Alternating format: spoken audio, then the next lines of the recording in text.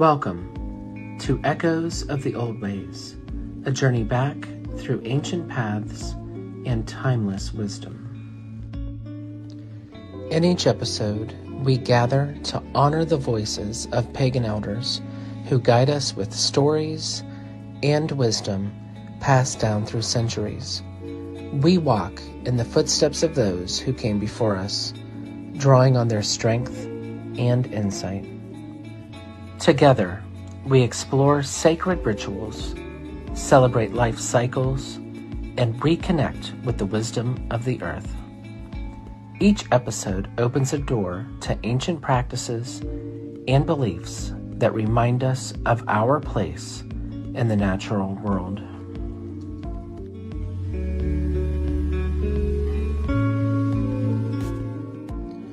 We call upon the spirit of our ancestors, those who nurtured and guided, whose voices resonate across time, and whose wisdom lives on within us and the land.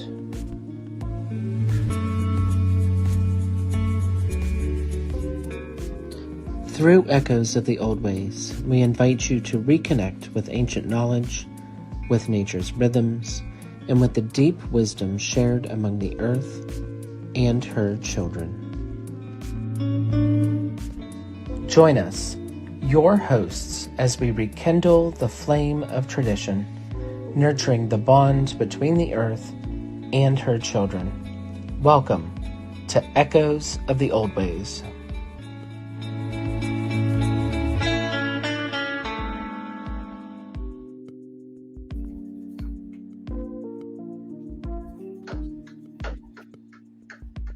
Hello, everyone.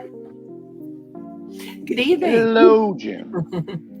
Welcome to Echoes of the Old Ways. Of course, I'm Jim. I'm Gwen. I'm Davron. Rick. So, welcome everyone, and thank you for taking time out of your busy holiday season. Of course, we just went through solstice and moving into Yule and Yuletide season as well. So we do not have a guest tonight, but we are blessed to have Rick with us. We have been inviting Rick all along, and we're glad to have him join us tonight as well. And he has offered to give a blessing as we start the show today. So we'll let Rick go ahead and do that. Thank you, my friends. It is my honor to bring a blessing from my studies to this fine ensemble as we emerge from solstice, the shortest, darkest time of the year in the Northern Hemisphere. I want to remind you of that wonderful truth that the only way we see stars is by the dark around them. I'm going to read from Book 1 of Liber Alba Legis because it talks about that interaction with the dark, with Nuit. Had, the manifestation of Nuit. The unveiling of the company of heaven. Every man and every woman is a star. Every number is infinite. There is no difference.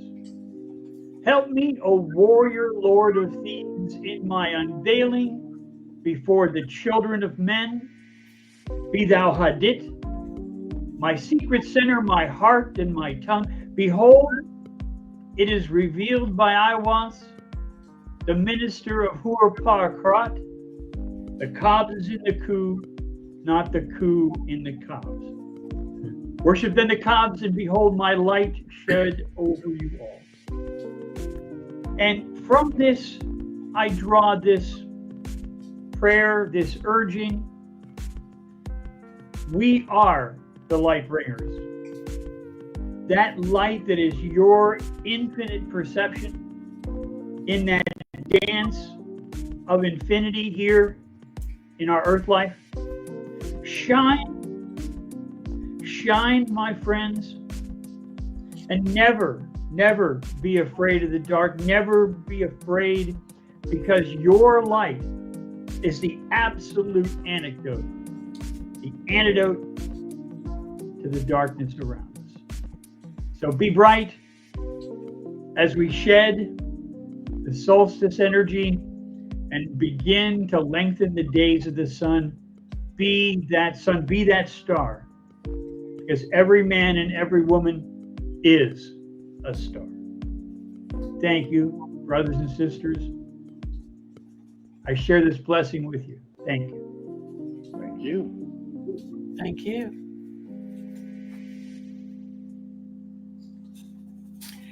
You're muted. I know. It's always Mercury retrograde when Yeah. technology. I'm over it already. Enough is enough. Michael A. of Old Ways will always say at the end of Mercury retrograde, he'll post on Instagram, Mercury has station direct, it's your fault again. Right, back to being your fault. It's generally my fault anyway. Well, true.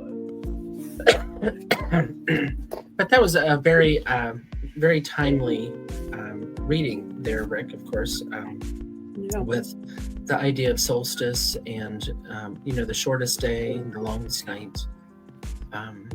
We've talked about how our ancestors would have been much more tied to the survival aspects of life and the turning of the year, and that would mark the turning point of the light, and how our myths and traditions surround that. But it's easy for us to get caught up because we have the electric light to turn on. We have the grocery store that's stocked with groceries, with fruits and vegetables from every season, out of season. And, we're truly blessed, but we are here because our ancestors, survived. But remembering, that as we're looking at, that rebirth of the sun and what that means this time of year is really what I've been settling into and being grateful for those moments. What about you guys? I would say too that, like our ancestors, though, right now it's a timely moment for gathering together in community for survival, because not because we have to go out and hunt for our meat or make sure the grain doesn't get wet or that the fires keep burning. No, now we have to gather together to support one another and hold on to each other through crazy town, insanity. I mean, what is happening, and it's not just, we are the brightest light blinking on the globe with this right now, but it's happening globally. And unfortunately too, it's directed, a lot of this nastiness is directed at women. So women are challenged to come together and stand together and hold one another up and be there for each other. So poignantly, I'd say that basically we are just like our ancestors tonight, holding together and keeping one another from the cold of indifference and fascism. And shall I go on, or would somebody like to take it up? In the past, we struggled for basic survival needs. We had to have fire, we had to have shelter, we had to have food, we had to have water. Today, we are very blessed, as Jim says, but we still need, it's a different level of survival, it's a different type. What we need now in this time of darkness is to be those lights.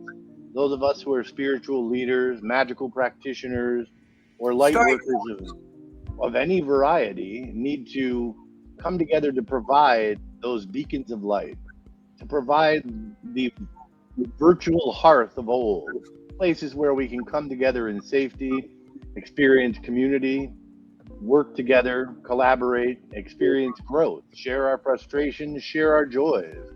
And it's not that different than what we used to do when gathering around a campfire or a hearth, is that we need those kinds of places.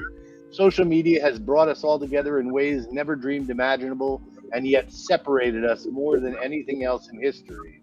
We've all become very isolated and alone, despite having greater access to more people than we've ever had before from every corner of the globe. And it's time that we start reconnecting with one another in a deeper, more profound ways. The earth is in a terrible state right now.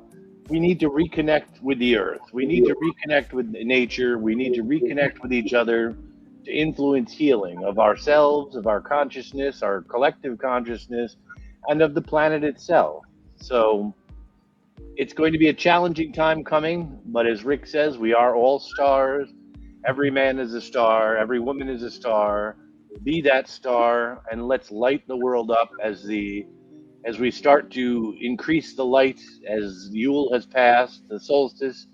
Now things will begin to get brighter and brighter. So should we, throughout the coming year at least, begin to get brighter and brighter, because our light is needed more than it's ever been needed before. One of the things that I just heard, I've heard some really powerful stories just recently. I heard a story of a local minister's wife, a woman who was married to a minister for 40, 50 years, a Christian minister. And I was told that she is spending her time in sorrow, spending her time mourning what is a fact of life. And I know that light bearers, people like yourselves, people out there that we're speaking with, you know that lives are to be celebrated. There is no loss. There is no loss of a loved one. The loved one is always with us. And to spend time in mourning, to wishing things were otherwise, is the absolute essence of not being here now. Being here now is the way to go. And another ironic, strange story that I was just told was a local library where I'm at in the eastern Tennessee. A local library literally is so decrepit that it's being held up by stacks of books that are keeping the second floor from falling down on the first floor. And I thought, kind of sounds like my library, but yeah. What a crime of civilization. What a failure to understand the power of learning, the power of a free library. And I know that people like yourselves, you light bearers, you know who you are. You literally shine on tens and tens of people. You are not a light bearer so you can have a new Cadillac and buy a yacht and fly around in your private jet. You are the kind of light bearer that you are because you care about human beings. You celebrate that infinite light. And that's what enriches this world. You are enriching this world. And take this time in the darkest time of the year, during the Festival of Lights, if you will. How beautifully apt to celebrate that light in you, that light in all those who know and touch the Spirit. You don't have to go to a building when you're a light bearer. You don't have to go to the jungle or the woods or the mountains and sit in Hubble in meditation, because your life is meditation. True. Thank you. Excellent. Well, I see the comments and the names that have popped up, and I know many of our listeners personally, and the light that they share with their individual communities. And, as we all share, of course, that light continues to grow. I've seen so much progress over the years. Now the time to circle the wagons and protect what we've accomplished, I think, is very important. Cribbing and saying, from a good author, and saying it's the best of times and the worst of times. It's the best of times because we have so many tools to reach out to one another with. It's not just this fourth dimension here that we are in, but it's also the ability to move swiftly across the land and to get into different countries and share in different cultures. You know, this is wonderful. The other part about it is what we know of, you know, that's happening around us with the authoritarianism, the last throes of patriarchy, basically. And it isn't pretty out there. That isn't pretty. A lot of people are in fear too. When Rick says that people have neglected their library in, you know, Johnson City, I don't know where you're speaking about, Rick, but I know the area. That's a real shame because, you know, a lot of those little libraries up there in those mountains carry stories that, like, Byron was with us, you know, and that's her area too. And a lot of old customs, a lot of old ancestral stories are recorded in books that are only kept in those libraries. You know, not every book makes it to the Library of Congress. There are books that are shelved in places all over this country, all over this world that tell the stories of our ancestors. That's a real important part about wintertime too, is that's how we survived also, is by keeping one another company. And if you listen to what I just said, keeping one another company, that's a very, very important thing. It because it's a binder. It binds us to one another. And telling stories. You know, prior to the written word, the only way to pass on information was through oral tradition. And so much of that has been lost. And that's one of the reasons we're doing this show, is to try our best to preserve some of that ancient wisdom of the old ways for future generations. But without libraries, without places to receive that, I love that all information is accessible online. But what do you do in an emergency when the power goes out? And, you know, we hope such things never happen, but there could be mass disasters caused either by humans or by an asteroid strike or other things that would wipe out the technology that we know instantly, and all that would be left would be the remnants of those libraries. There needs to be protection and preservation of our culture, of our beliefs, and of our knowledge, frankly, and of our stories. And I think that's a big driving factor for all of us and why we're here, you know, tonight. The idea of, you know, we're blessed to have Byron on, and you know, I think I can think of other wise folk.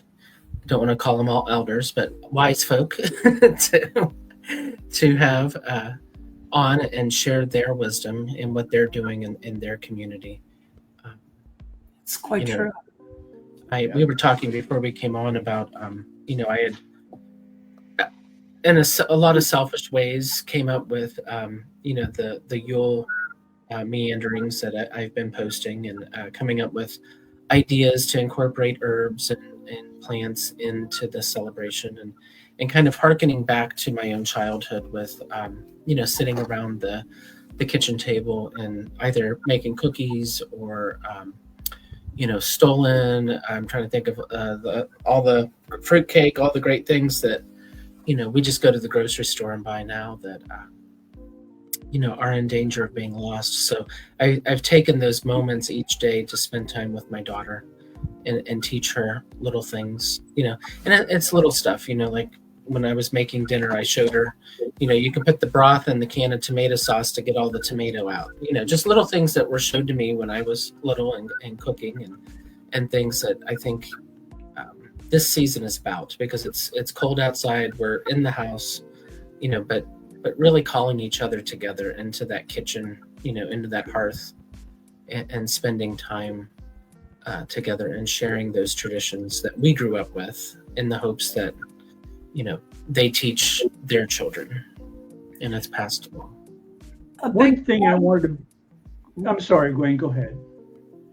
No, I was just going to say, one more time, I want to make some lemonade out of lemons. I don't know if you've heard this gentleman speaker who wants to make sure that people are Christian enough to be in our government.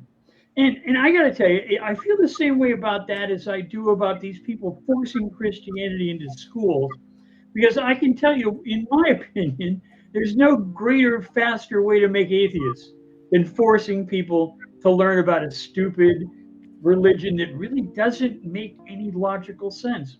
And if they force that in there, they're going to grow themselves a crop of atheists like they never seen before. Yeah. Anybody else go to parochial school? No. I started off in no, Catholic school in elementary. Yeah. I elementary school was parochial school too, because I'm sorry. they offered a good education, and it really was. It was classic education. But I've got to tell you, Rick, I met the first light worker I've ever met wearing a habit in parochial school. Also met an antithesis of that in the same group. But the point is that we fight this one God Abrahamic thing has got people at war with one another right now in a big way. And Rick, your point is taken. We really do need to let it go of the searching for divinity outside of ourselves.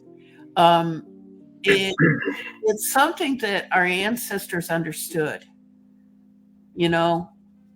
It wasn't that Anubis was a god to be worshipped. It was that Anubis was a guide who took us to that part of ourselves within that was enabling that divinity, that resource, that journey work. Well, I think you're right with Anubis leading, but I also think Christ doesn't whether it was a person or just an archetype came and said I am the way, and was trying to show folks the way. And unfortunately the religious trappings encircled it, and it became empire instead of. Yeah, I agreed. He was any good Judeo scholar will tell you he was a rabbi. Mm-hmm. His first miracle was his own wedding. This is how society has been herded, overlorded, tithed. It's the opiate thing. Mm-hmm. Of the masses, and we are beyond that. We are standing at the edge of an evolutionary moment, and it's about how we think and where we place ourselves in life. Are we sitting at a bench looking up at a piece of wood, or are we traveling within and creating our life in our world? This is some really basic stuff that our ancestors knew and left us a lot of clues to remember. It's true. Jesus said that he was the Son of God, but he also said we're all sons of God. Mm-hmm. And that's very similar. Every man is a star, every woman is a star. All of us have that divinity within us. All of us should be aspiring to bring that divinity forth and to radiate it out into the world, not placing the locus of our belief and all of our power on an external authority or source. And we give away our power when we do that, and we diminish ourselves. Gwen, I also, one of the very first light workers I met was also a nun, a Catholic nun. And a wonderful, healing, amazing person. And it always flabbergasted me that she was so dedicated to her religion that denigrated women in many ways. I mean, it worships and honors them, but doesn't allow them any positions of authority, up to a certain level, and puts them in a backseat, kind of a role. Yet, when I was attending a Catholic church and working there, I almost went to Catholic seminary at one point early in my life, believe it or not.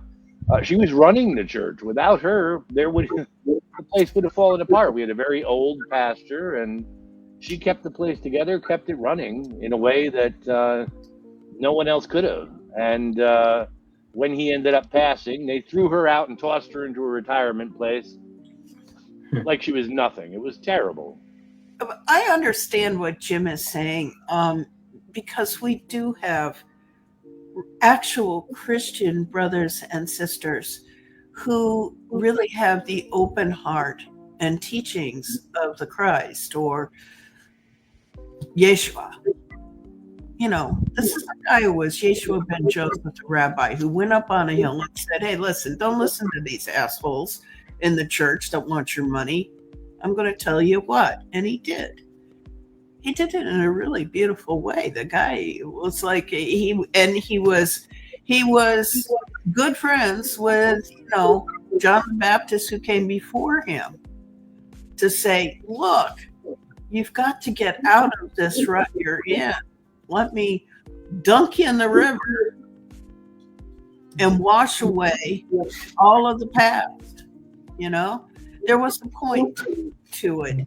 And there are very fine Christian people in our country and in the world in general, but they seem to be in a very, very small number at this point because, this has made it very easy for the K Street crowd, the evangelicals, the moral majority. Remember that term? Moral majority? Yep. Jim was just... I remember. I even remember the 1,000 points of light.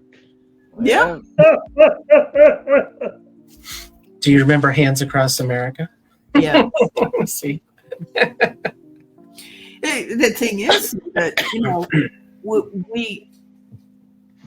I think, Jim, what you were saying too was like a very old axiom that is really, really applicable all the time, every time. And my mom was famous for saying it to me, never judge a book by its cover. Yeah. Because people are out there who are just as there's Christians out there who are just as frightened and also upset or rebuked by what they see happening with this evangelical. I don't know how anymore to describe it because so many people, and they're not pagan community. I'm talking about people in general who are just completely put off by Christianity right now. Mm-hmm. These are people who are critical thinkers, or let's put it in terms of what the polls have been using, and that is educated people. Well, I've known educated people that didn't spend too much time in a classroom, but they have a lot of common sense, and they were raised to be good people. So, yeah. And I think a lot of what we can do is find those people, because I know a few in my own life.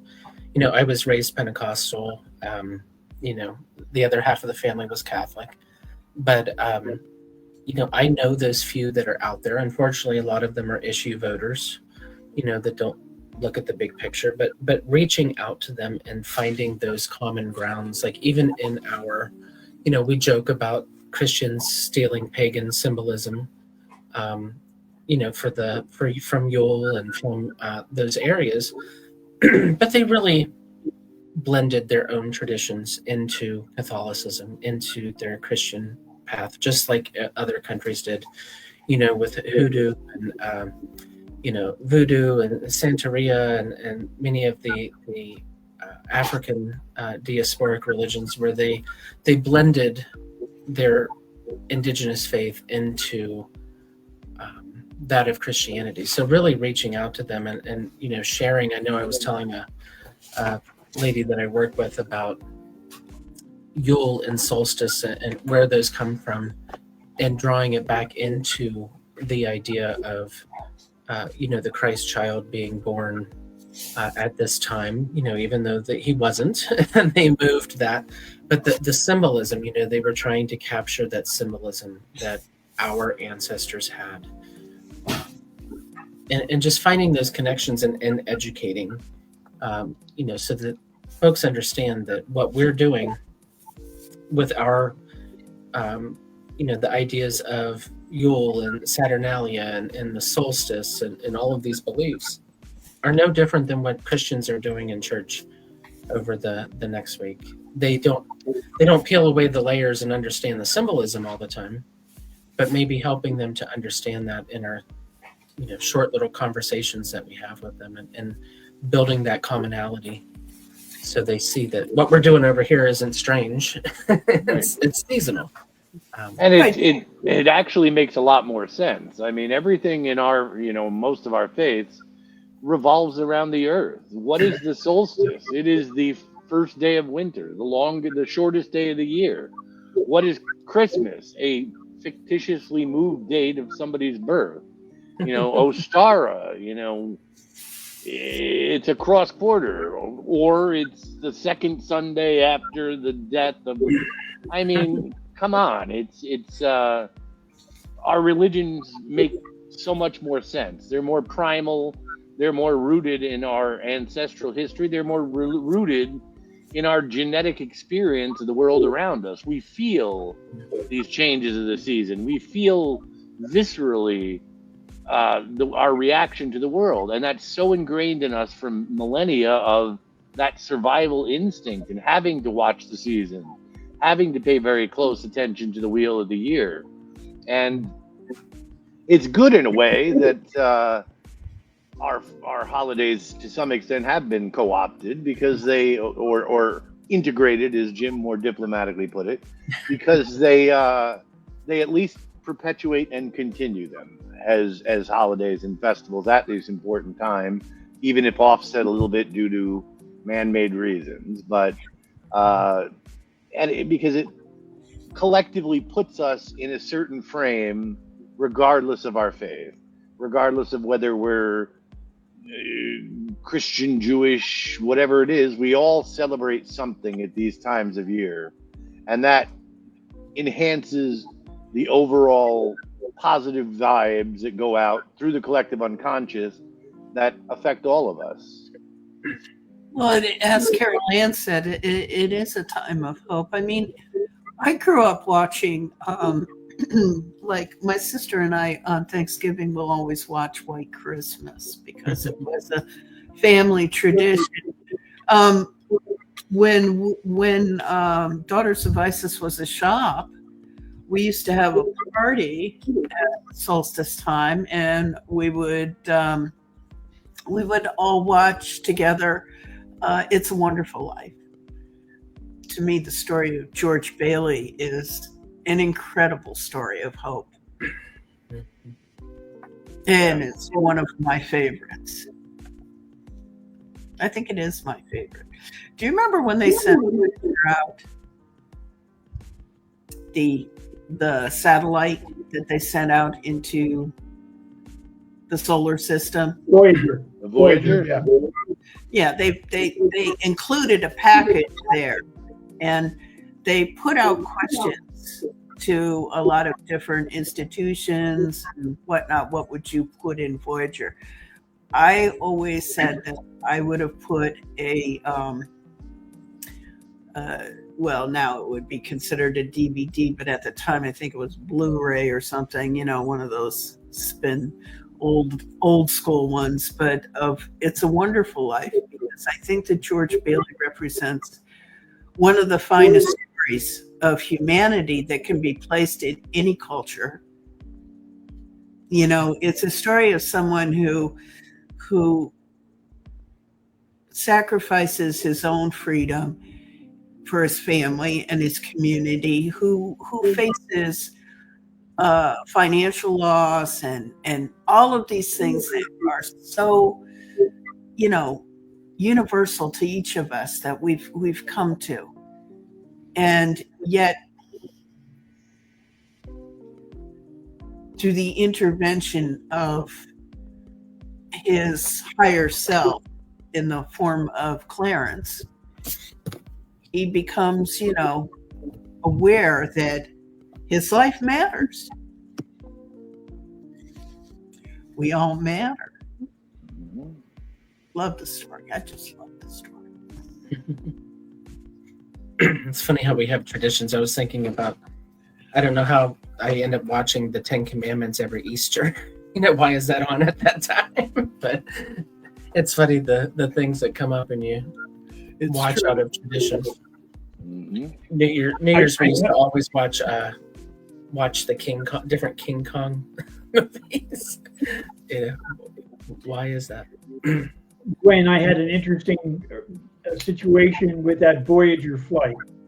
There was a sketch on it of man, woman, child, and I was tasked at one point to provide a multimedia show for a symphonic orchestra, and it was going to be playing to 6,000 elementary school kids in Broward County.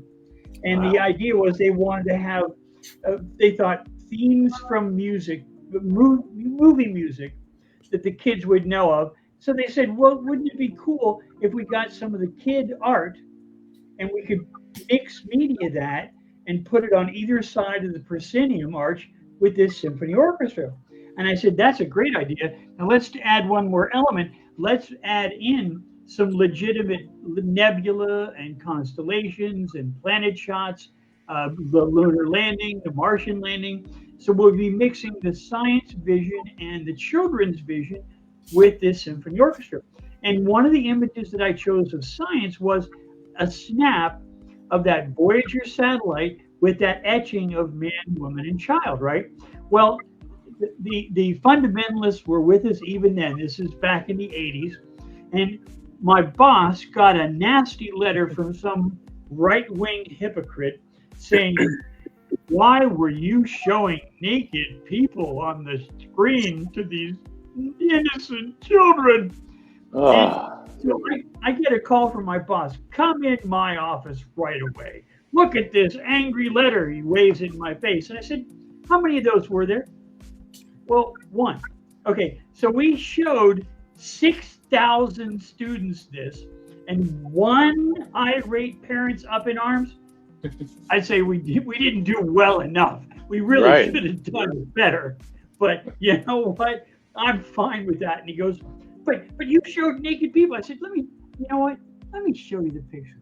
There's a line for the male breast, and there's a line for the female breast, and there's a slight cupping for the genitals. So I tell you what, if you're offended by that, then I'll take my seat, He goes, well, there's just no excuse to show naked people to children. I said, we're not talking Rubens here. We're talking a line etched in. Right. But that is an amazing thing, and even though it's left the solar system, I guess it regularly checks in. So it is interesting that they had a last beat back from it, and it's left the solar system. I don't know how long ago. It was a while back, but it left the solar system, which is amazing that it happened in our lifetime, that it actually got out of the solar system. Because, when you tell someone you're looking at the past, when you see the stars in the night sky, people stop, stand, and stare and go, you're nuts. I know who will say it and who won't, kind of thing, but you follow where I'm coming from. Our ancestors, in fact, knew that was the past, that's where the stories were held, was in the night skies. That's an amazing thing when you consider how history has described our ancestors as primitive, Well, we may not understand that history. Well, I don't believe our ancestors were all that primitive. And I there's want- too many that talk about beings coming down from the sky all over the world. But the Voyager probe, believe it or not, the thing not too long ago, a couple of weeks or maybe a month or two ago, started communicating again. And so Wow. the thing is still working and transmitting after all these years. And Rick, we can expect any day now that it's left the solar system an angry letter from the octopus people of Alpha Centauri complaining about the lack of appendages on this naked person we sent up We're there. sending nudes into outer space. That's really funny. Imagine if that was first contact, an angry letter complaining about the nudity on Voyager. Have you noticed there's a phenomenon going on, whether it's drones or UFOs or what it is? And I understand there's a new, what do you call it for UFO? It's not called a UFO anymore, but UAPs they use. whatever. I'm not, but there's an incredible amount of action going on in the skies right now. And it's both daylight and nighttime. And with all of what drones can do now, people are just, pretty much on the ground about it, saying, it's drones. And then there's who've taken some video, and it's like, that's a drone. Well, We, JPL says it is as of August 22, it was 14.6 billion miles away from Earth. Wow. That's pretty far. And Wow. still communicating with us. I think Far out. what Gwendolyn's talking about, I have my theory that it's actually breach of contract, that we broke our contract with the extraterrestrials by firing off ballistic missiles, and that is causing the plasmoids to appear at a point of stress, and the drones are definitely ours, whether they want to admit to it or not. If it was another government, they would have shot him down. We'll see I've what been studying UAPs, UFOs for decades, and I've seen many, many of them. Worked with MUFON and other organizations, reporting them and analyzing some of them. And there's a lot of these here in New York. We're seeing a lot of these drones. I've seen and photographed dozens and dozens of them. They're drones. There's something. Whether they're not the classic traditional drones, but these are not the typical UAP orb type things that we see. These are behaving very much in more distinctive man-made craft sort of ways. So they're clearly man-made. Who's making them, I don't know. It's frightening that they won't tell us more. Some say it's a government project scanning and preparing us for potential future conflicts. Others say they've got reports of a potential nuclear device somewhere that they're hunting for. Others say that they're Chinese spy drones. We don't know. But not telling us in a case like this is only going to lead to trouble as people start trying to take action themselves. Tell us the truth. We don't have a government to keep things from us and keep us in the dark. You're not supposed to be, overlords. You're supposed to be elected officials representing us. And I certainly understand the need for national security concerns and secrecy, but there's more that could be said to the public here to make us feel better. Like, yes, it's us. There's a national security top secret project we're working on. Or, yes, the aliens are coming, and we did breach our contract, and we're very concerned about these actual UAPs, and we're trying to monitor them more closely. What is it? That just leads to all the more fear, wild speculation, and conspiracy theories. Well, I've been able to interact for many years with my guides, my spirit guides. I've been able to hear and to, on good days, see them. And I'm aware that some of these are multidimensional intelligence that we would consider aliens or extraterrestrials, especially the ones that click, and that's all they do is click. But basically, I looked for my confirmation. An old friend of mine told me, always get confirmation, Gwen. You never know how it might be coming down, but it will be there. And the other thing is, I grew up on the Caribbean, on the water, as a kid growing up, and I have had an experience, and that wasn't a military ship from our government. That was extraterrestrial. Below the water, coming above the water. So from my perspective, there's a reality to, and of course anybody with common sense, critical thinking mind knows that we're not alone in this universe and that it's most possible, and there is probably lots of evidence that extraterrestrial interaction with Earth has, taken place. I don't know about all these drones, but there's certainly a lot. I've never really seen this much hyper activity. Even we've had World Wide Web for since the 90s, and I've never seen so much, posting of lights in the sky, I guess is the best way to put it right now. There has been very much increased activity over the past several years, and there's also been more attention to it. We're finally getting some kind of disclosure from the government. But to me, I have studied this for a very long time, and it's probably a better topic for a full show, but I'm not convinced that most of these are extraterrestrial at all.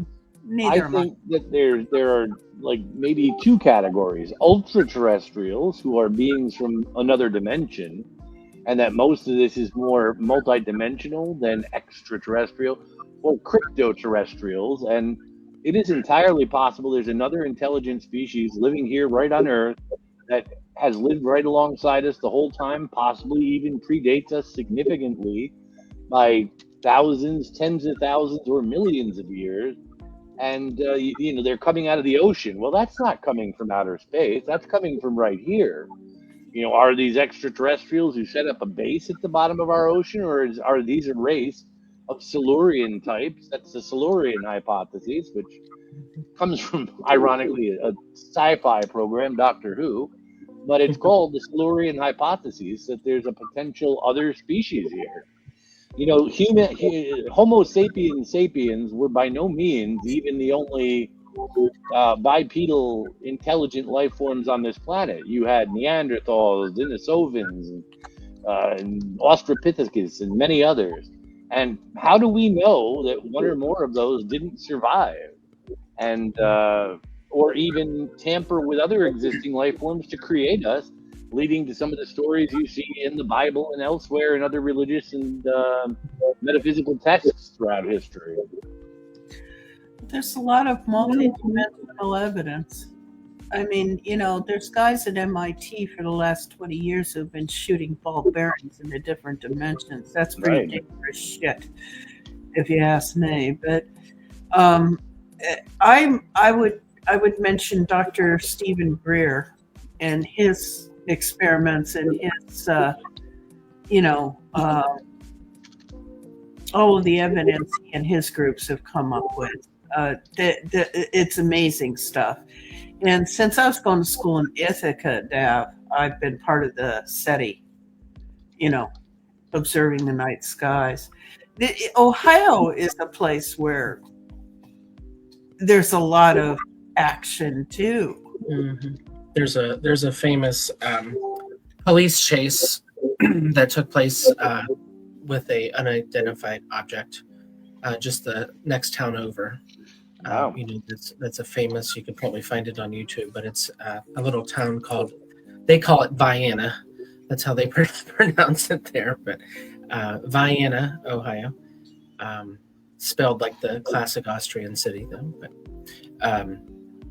But yeah, there's a famous police chase out there. But, I think about, stories. I was always fascinated with world history, but the story of the Foo Fighters, the orbs and the unidentified flying objects that appeared, during World War II, and how we're on a precipice. I've believed we've been fighting World War III through proxy nations for years now, but things are elevated. So of course these things, may be ultra dimensional, as Davron said, or of this planet.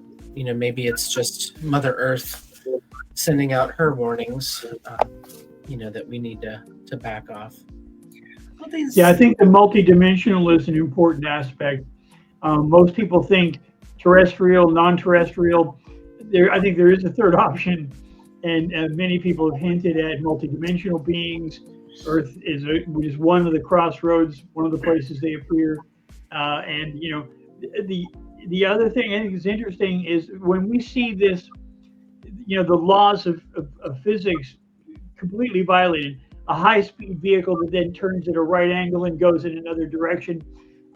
This again hints to me that we're seeing a part of a reality, but not necessarily something that's really happening. What we used to call conventionally the third plane. Right. It's another alternative dimension. People appearing and disappearing.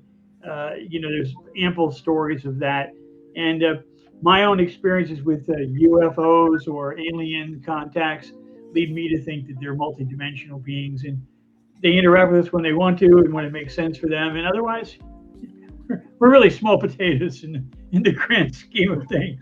And this doesn't just apply to what are typically identified as extraterrestrials, but are what are identified as many of the mythological beings and creatures, from Bigfoots to fairies to trolls, gnomes, whatever it may be. These may all be interdimensional beings who have the ability to travel here or manifest here and then vanish at will. Oh, and I think we've all the Anunnaki, right? I think we've all, stepped over into another dimension ourselves. We have, at one time or another. So I could definitely relate to the idea of it being easier for them to cross. Well, Jim Morrison saying I've been doing time in the universal mind. I think he's right. Absolutely, yeah. Well, and to bring this around back to the hearth here, we are. This is part of our storytelling at this time of the year, and our ancestors and elders will tell stories to teach and to carry traditions on. And one of the big ones is through all cultures, the elders have always said, keep your eye on the skies. Mm-hmm. It's huge. I took a class summer session with Joe Campbell, and that was one of the big things he would talk about was, keep your eye on the sky. Lucky you. Yeah, he wasn't always at Brown. It was Columbia, down in the hot city in August. But it was worth it because it pointed me in the direction that has become my path. Yeah. What's interesting though is how has our society become desensitized to the fantastic? All of this news that's happening and is surrounding us. CGI. Yeah, and we're just so, well, we're not, but there's so many people who are, they don't even know what's going on. They laugh it off as, but we could be at the fork in the road, and could be 20 years from now telling the story, like you said, and how amazing of a time are we living in where this kind of thing is happening. But they can tell you the coach's stats from 3 years ago, right, and what the basketball score was last week. So priority, Yeah. The thing about elders is elders and little children have close bonds and relationships. Yes, because grandmother or grandfather takes care of the children oftentimes.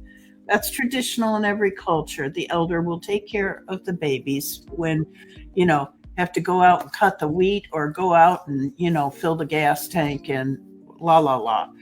but the closeness of elders to children, that's kind of precious, because children believe. They have fantastic minds, and elders remember. Fantastic. Right. Most of the elders I've known in my life growing up too have had really fabulous imagination, or they've been drawn to the stories. You know, the stories are important. There are traditions. They explain us to ourselves. One of the worst things and most greatest disservices we can do to our children is to raise them to close off that imagination, to ground themselves entirely in the physical plane and reality here, and lose that sense of wonderment, that sense of imagination, because that is your ticket for communicating with realms beyond and with really understanding the nuances of how and what life is all about here on Earth. So keep those children's imaginations vivid and going. I know I was blessed in never really having shut that off. And a lot of creative people are like that way. And then later in life, they find themselves incredibly gifted with the ability to see and comprehend and synthesize things in a way that others can't. Many of the authors, writers, artists, cinematographers that have written fantasy, science fiction books, movies, much of that, was channeled information that later turns out to be very scientifically viable, if not true. And that comes from not shutting down those channels. We communicate. Gwen, you mentioned talking to your guides regularly. If you shut down those channels, you won't hear those voices anymore. You'll lose a very important component of what our ancestors knew was one of the most important aspects of our life. And, or of any spiritual or religious conversation. So many people go to church and they're there for, a sense of community. They're there for a sense of obligation. But how many of them are truly opened enough to really experience that communication, that direct channeling of information from another dimension or from another source?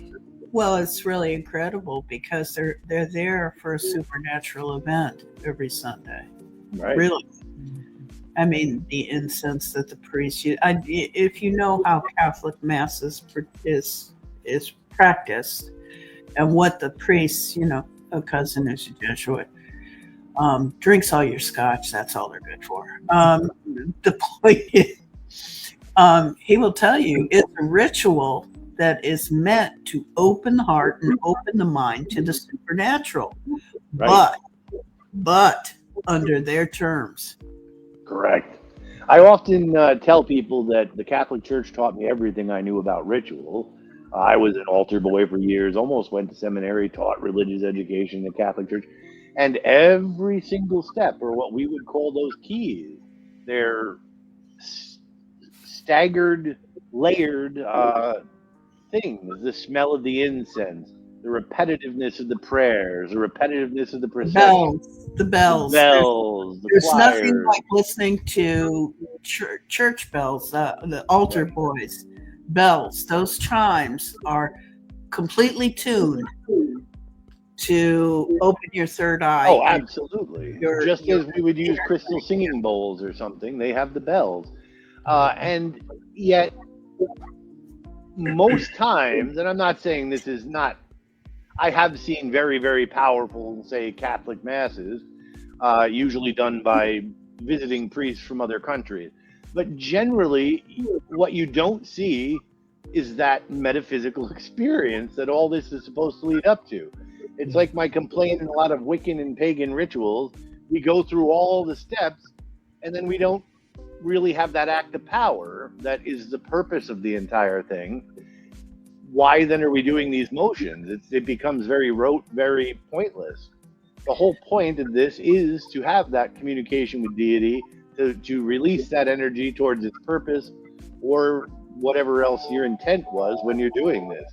Otherwise, the rest is, it's like making a very sophisticated recipe and then not eating it at the end, you know? Transubstantiation. Transubstantiation. And I have seen some very powerful transubstantiation, but very, very rarely.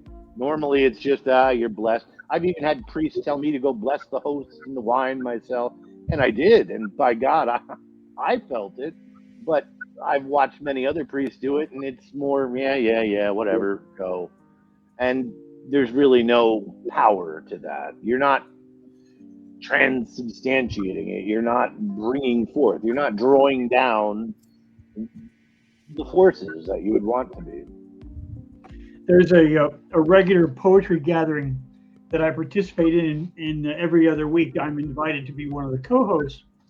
And the first time they invited me to be a co-host, I said, so does that mean they can't chew us now? Right. Well, it's also when a priest is doing mass, you know, they also teach Catholic priests or Jesuits, at least I know this for a fact. They teach them to work with creative visualization like we do. Right. To put light into the host. Yep. To put light into the wine, to put light around the church, and to infuse it into the congregation. They do. But in practice, how many do? And I would argue few of the ones I've personally met and worked with. Yeah. Well, and I think we could say that about our own communities too. You know, Oh, absolutely. I've been to circles that have been nothing but what you said, where, you know, it's a nice, you know, call out of the quarters, and, you know, there's a message, but then, you know, we build that group energy, and then we open the circle and it just all dissipates out into the universe without a purpose and without a goal. And, you know, we join in the feasting, you know, everybody's potluck, but the purpose is forgotten. You know, it wasn't just fellowship and calling the quarters. It was, you know, there should be a purpose and an effort. I've found that guidance. I've been in even drumming circles on the beach with an eclectic group of people. If someone is guiding and speaking it and saying, you know, imagine or visualize, you know, and people catch that. And as the beat of the drum goes or the circle is cast, people are participating. Yes, Jim. You really do have to put the energy work into it, and you do feel it. One other little experiment I had back in my early searching days, I used to go to different psychics, different astrologers, different healers, just to see what their tactics were, their techniques, etc. And I heard about a psychic church out in Denver, and I went with some friends. Now, you have to picture, this was the late mid-'70s. So in the midst of the cultural warfare that was then, we all walked in our commune, we're wearing long hair, we got the fatigues on and all that stuff, and bits of day glow or a God's eye and stuff like that. And we wandered into what turned out to be a really Christian psychic church. We thought, well, you know, we're not going to be troubled. We're, you know, as Taoists, we're one with everything. Hey, you know, I'm not against anything. And however, the preacher, the leader of this group, looked at us and went, "Not my tribe. These are probably evil communards." And I think Manson wasn't too long ago in the news at this point in time. So he sees it, and one of the things they did was they had the children do psychic readings, psychometry, and they were really good because they didn't pull any punches at all. They were just dead on. And this minister is looking at us the whole time, and he could tell that the vibe was such that I was clearly one of the lights of this particular group. And he goes, "Listen, I want to do a healing for you, young man." I said, "Hey, absolutely, brother. Wow, that's great. You know, what an honor. Wow, cool." And what was in his mind was, "I'm going to drive the demons out of you, boy. You're out of here, man." Exactly. Yeah. So I go up there and I sit for a healing, and he's like, he's really blast me away. And I'm going, hey, man, I'll be receptive. Thank you, God. That's great, man. Love it, love it, love it. So then when he was done, like trying to put the fear of God into me, I said, now, brother, let me share a little energy with you. And he started shaking and shaking and shaking. And at the end of it, God bless him, he said, brother, I completely misunderstood you. I absolutely judged you, and I was wrong. And these are spiritual people. And he pointed to our group. And I thought, wow, what a wonderful thing, that he was tuned in enough to get over his prejudices. And it was a really beautiful moment. That's excellent. That's a good story. I remember how weird things got. I was 13. We were out in LA for a year, living out there, and that Manson thing was really, really affected the whole country. But in LA, people looked at each other. It's like I was privileged enough to live in Boston when the Red Sox won the World Series, 2005. You could sit in the train and look across at someone and your eyes would meet and you just smiled. You just smiled. When a whole place is uplifted like that, it's like attending a Paul McCartney concert and 40,000 people are singing, maybe you can drive my car. It's a religious experience, but so is it. It can be that way. It can reverse itself, and that Manson thing was very palpable, like very real. It drove my mom back to Florida, but I would say this, that we're experiencing a bit of that right now with the fear people have over, the fear that, the division and isolationism is crazy, but it's getting so, I don't know about you guys, but when I'm out there, just looking at somebody in the eye, and for me, if I catch somebody's eye someplace, I'll smile, because that's who I am. It's how I was raised, polite. I'm kind. I'm going to be kind with you. But that's not the way it is out there right now. I don't know this America. That's hard to say. I don't know. But I think the moments, I was smiling as you were telling that story because I know that that's who you are. When somebody caught your eye, you would definitely smile. And, I think of, that song Hello in There, that might be what somebody needs, to get through their day. And, just when I went to the grocery store today, I can think of 3 people that, I just had a hello in their moment, they're busy, I'm busy, but, we made that connection and talked and laughed and smiled, and looked each other in the eye, so I think it's really important. We have to find those moments because, I always think of that, that song, that hello in there, that, that person might need, just to be brought out just for a moment. And we don't need to find those moments. We need to create them. Mm-hmm. I was at the grocery store a couple of days or maybe a week or 2 ago, and everybody was very grumpy. It was close to everybody's getting out of work, and everybody's doing their own thing, existing in their own little bubble. And I had some kind of an exchange. Somebody was talking in front of me. I don't even remember the exact scenario, but somehow I ended up getting involved, and I ended up leading the little group around the register and a Christmas carol. It was a song that was on the radio. And before you know it, 12, 15 people are singing and dancing, and you could feel the energy level in the whole store explode. And this grumpy group of people all walked out of there happy and uplifted. And that's part of our job, is to bring forth those moments of life. not just observe them, but to create them. And it's often something as simple as smiling at somebody, as Gwen said, when you encounter them and catch their eye.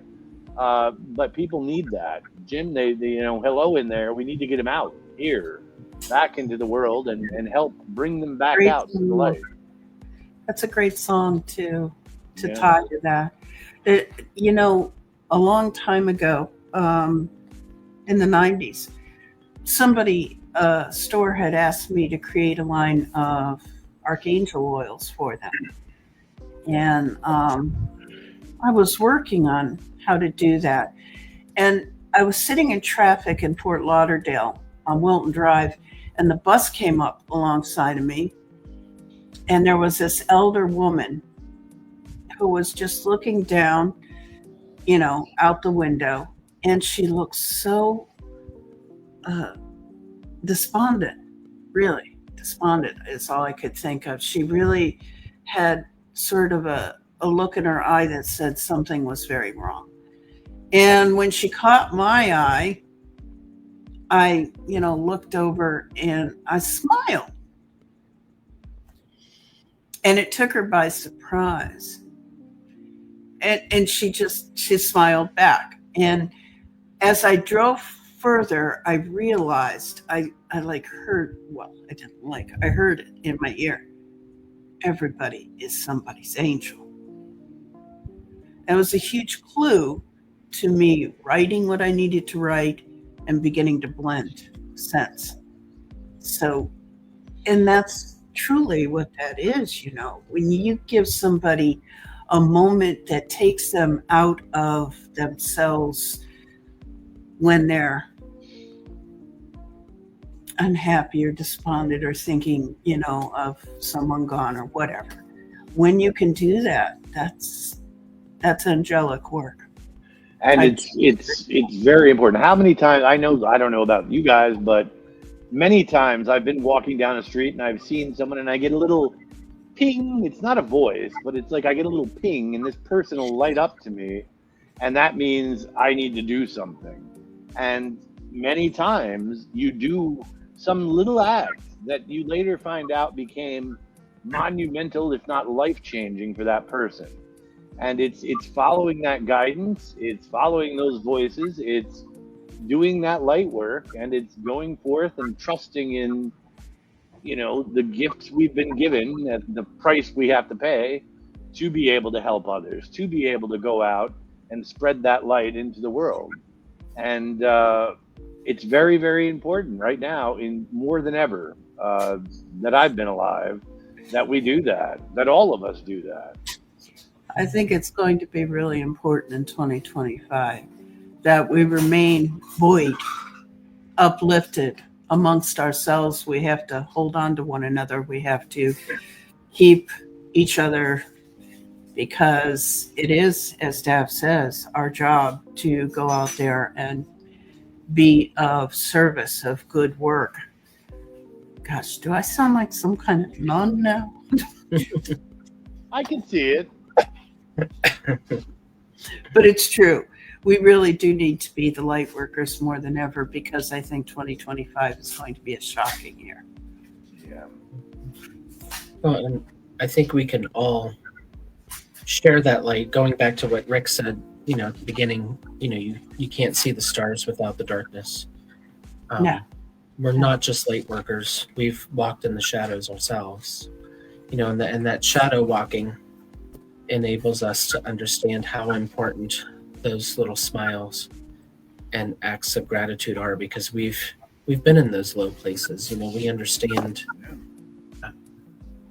that light that somebody can show, just to bring us out of, even for just a moment. But that's not to, understate the purpose of that shadow eye you need to give people occasionally, Right. Sometimes people need a little of that darkness projected out. Right. Well, part of being a light worker this coming year, and has always been a part of my life, and I think Rick's too, is standing and resisting and saying when wrong is a wrong.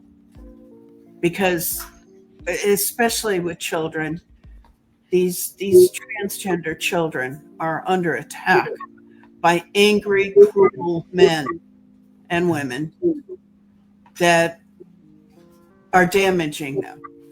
They are making pacts.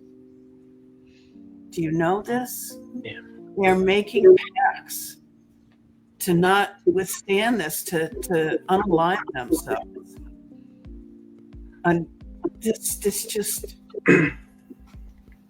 Well, Yeah. and it's standing up for those people too when they're not in the room. When, I often find myself, especially in my work, that I may be, one man in the room of 4 who aren't wearing a MAGA hat, but when you hear things that are said about others, that you speak out and that you say, that's not right. When people of color aren't in the room, when gay people aren't in the room, when women aren't in the room, we are saying the truth, and we're speaking out on behalf of those people, even if we're not going to change minds. There's always the potential to wake somebody up a little bit, but we're speaking those truths in rooms where those people aren't there that we're defending. But that's when you change minds. It's when you're people think that you're a safe person to talk to and tell their ridiculousness, but then you might have an opportunity to correct them and show them another experience that they're not seeing, because they're not everyone's living in an echo chamber. My mom would tell us that there was no substitute for saying shame on you. Right. Shame on I you. would, And I have said it a couple of times in the last few months. Shame on you. And people can cuss back if they wish or whatever, but when someone says shame on you, it sticks. It sticks in the heart of the person you're saying it to, no matter what they may react. It does. I could see that being a spell too. Shame on you. I have a similar spell that I use. X's are us. My mom also used to say, I could remember her saying one time when things were happening, I think it was something to do with Anita Bryant and stuff going on down here in Florida. And she said, Gwendolyn, they're just not nice people. She was talking about the ones who were going against the gay. She had a posse of gay men. But the point was that, they're not nice people. And to her, that was tantamount to calling someone Adolf Hitler, because, she was raised in the 30s and 40s, went to war. She knew what not nice people were. I never saw it. I don't think she ever saw it, or any of it, probably Jim, your grandparents, or Dad, Rick, your parents. They didn't think that this would ever come round again. And it seems like it's worse because it's being so easily embraced. That's the fascism is what I'm talking about. I was teaching adult ed at Coral Gables Senior High. And at one point they called a meeting of all the instructors and they said, okay, listen, there's been a new legislation passed, so we need to make some new criteria. You're not allowed to give more A's than F's. And if you want to give an A, the only way you can give an A to a student is if you call them at their work and you talk to the supervisor and ask if they're using what you're teaching them in their job. And then they rounded this insanity off with, and if they miss a class, we want you to call them at home and find out why they're not here. Are there any questions? So I started to stand up immediately because this is such a crock of shit. And if that kind of nonsense just is allowed to roll on, it only gets worse. And my friends on either side of me are like, Rick, don't even, just do what you're going to do. Don't worry about it. Just, don't say anything. God, you're just going to.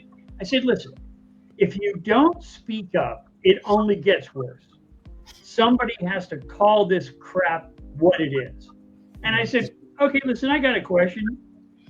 Number one, what the hell business of ours, whatever, they might be taking sailing, they might be taking auto mechanics, maybe they're a janitor, and their boss is going to say, what the hell's my janitor doing taking a class in algebra? Oh my God, he wants to better himself. Let's get rid of that bozo. And I said, on the other hand, you want us to track them down? These are not children. These are grown-ups. It is none of our concern. And they said, well, it's that's just what we got to do. And I said, and about this part of equal A and equal F, what the hell does it have to do with education? What the hell does that have to do with the education of an individual? You're working numbers to make numbers look good. Wasn't this about education? And you'd be surprised to hear they didn't rehire me the next year round. No. Shocking. Classic. Yep. That's higher ed for you.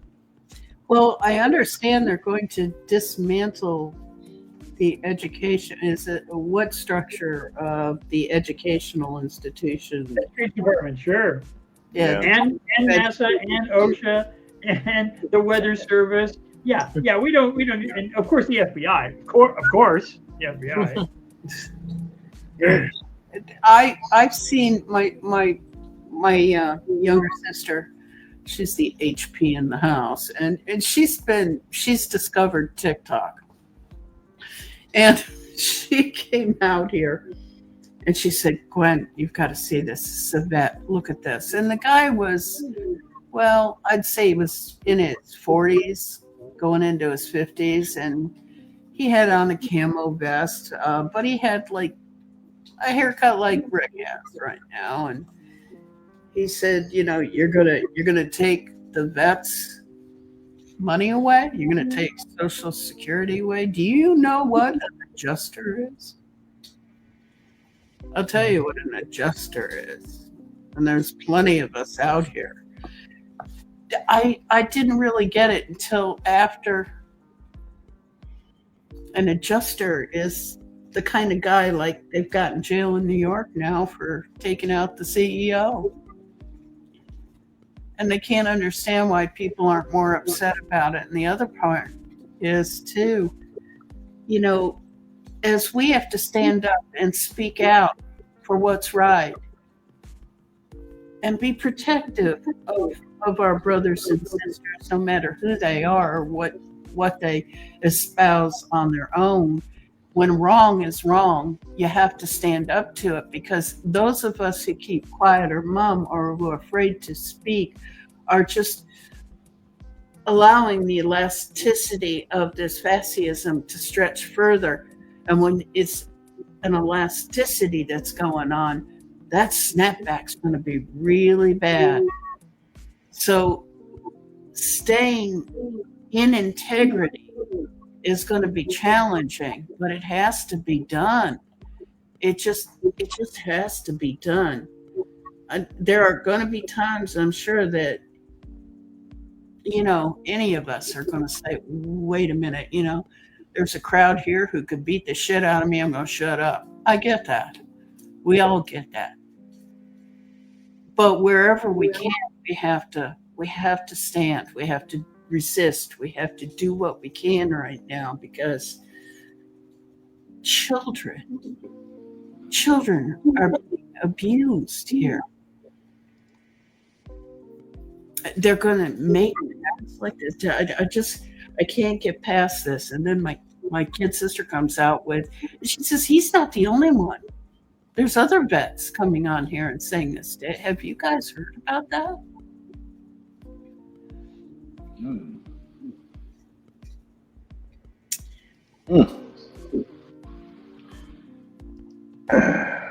It doesn't surprise me. that 2025 is going to be difficult, that there's going to be a lot of shocks.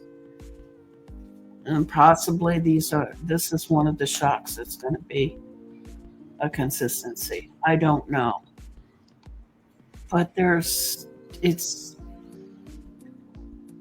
just have to do our job. Well, we'll see what the future holds, but we need to be those beacons of light. The more light that's there, the less scary the dark will become. This is true. And it's an opportunity to resolve. I mean, it's a perfect time of year. We're going to be getting 1 extra minute of light. So thinking of, the projects that you want to put yourself toward and winding yourself up and out, into the springtime and into action. It's a perfect year to put your plans out there and send them out. But Plus, there's something going on with the Earth's rotation that is possibly going to lengthen the days. So if it makes you feel any better, Gwen, you may have a little bit more light to deal with coming up in the next couple of decades or centuries. Well, happy solstice to one and all. Solstice to one and all, indeed. Happy solstice and blessings to everybody. It's a good time to, like we said, reflect and resolve and get moving again. Don't feel like we had much time to join other people. Get out in the world. Be a bright light and communicate with people in real life, And whether it's your family, your friends, or random strangers you encounter on the street, bring that light wherever we go because it's needed more than ever right now. Tell the story. Tell a story. And sharing those, life skills with children too. That are lacking survival. Be close to the kids. Yeah. Well, they're going to be the ones that lead us into that new world that we've all been told is coming our entire lives. So. The sixth sun. Right. The dawning of the age of Aquarius. May I offer a Aquarius? That's. I was wondering if I can offer you a closing poem. Oh, we would love that. Definitely. Well, it's my honor to do so, friends. I practice poetry as a discipline, and this is my what I'm calling my New Year's poem. It's called "The Uses of Humor."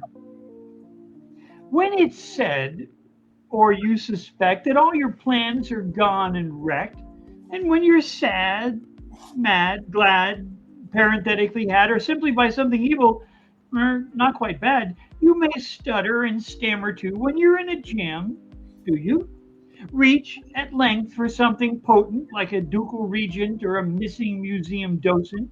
Grab a hold of something rash. Now, I'm not talking bags of cash or sitting cross-legged smoking bowls of pungent Turkish hash or some such spice that makes your pleasure soar or roar down gleaming canyons slick as glacier ice.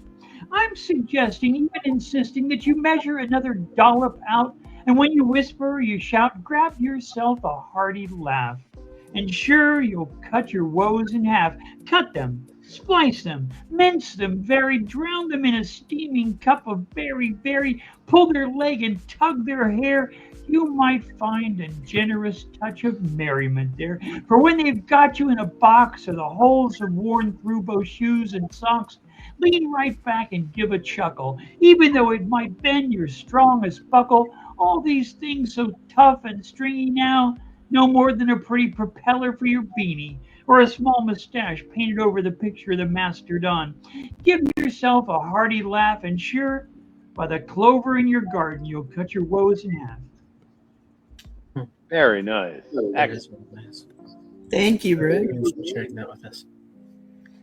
Well, everyone, have a good night, and thank you for joining us. So as the light returns, may we find renewal in our hearts and abundance in our lives. Blessed Yule, everyone. Brightest blessings. Blessed Yule. And Happy New Year. Yes. And Happy New Year.